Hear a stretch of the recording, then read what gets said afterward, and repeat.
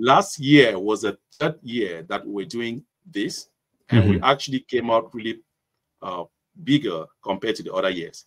And last year alone, we were able to award scholarships to more than 120 children in Kuneku Village. And, you know, we named this scholarship AFO Scholarship Initiative, AFO, the name of my mother of blessed memory, you know, because she always encouraged us to be good, you know, to society, to be able to help whenever we can.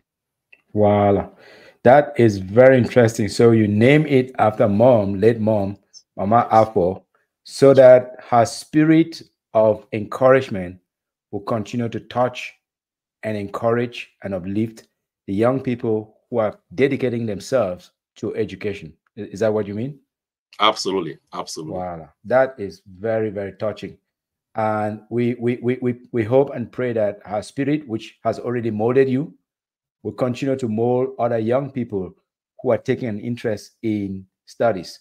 Is that specifically for students who are showing an inclination for sciences, or for any student at all?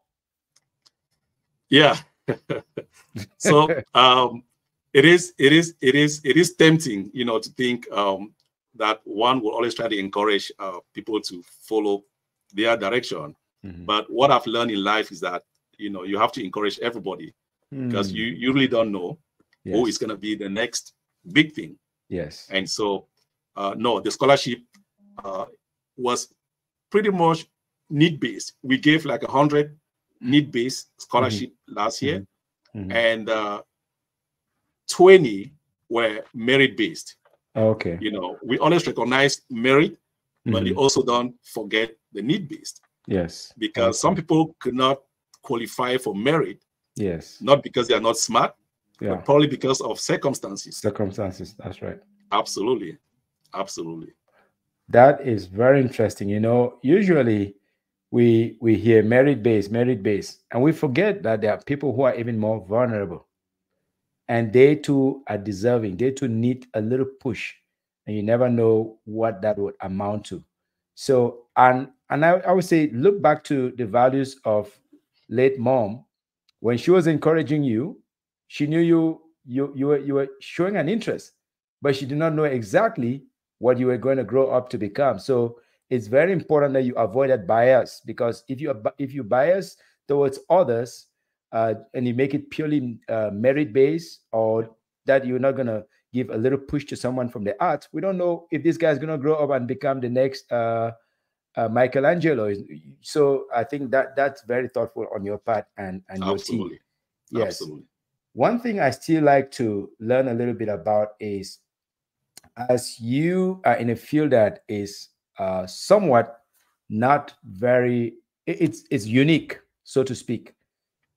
It's not every day that we hear about someone from thousands of miles away who is excelling in that field. Most of our people who come here, first generation immigrants, they tend to go into some other fields. So what are the challenges of going into a field in which you are basically like digging the path, making the path for yourself, and there are not too many people like you that you could look up to? Yes, there was Dr. Paul Morbid. Yes, we have other senior brothers like Mr. Sam Fongo who have excelled in other areas. But what is it like for you to make your own path in this mighty jungle of life called sciences?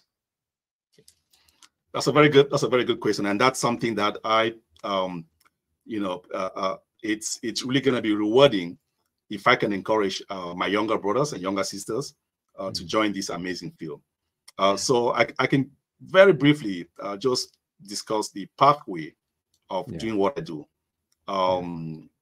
Bachelor's degree in science. Let me just say how I got into the field, because there are probably several pathways to get in.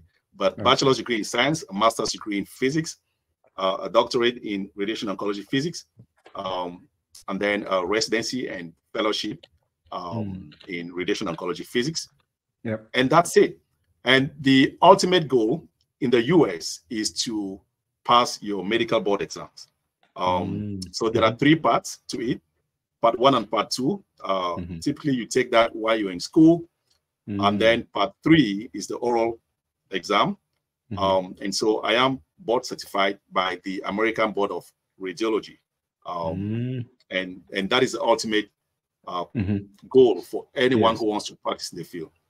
But apart from what I do, I work with, as the director of radiation oncology, actually supervise 56 staff. That means I have radiation therapists, I have nurses, I have dosimetrists, and I have medical physicist assistants. So you don't have to go the long route, because I know, sometimes people can choose to do something that is shorter. So medical dosimetrists are the folks that work with us.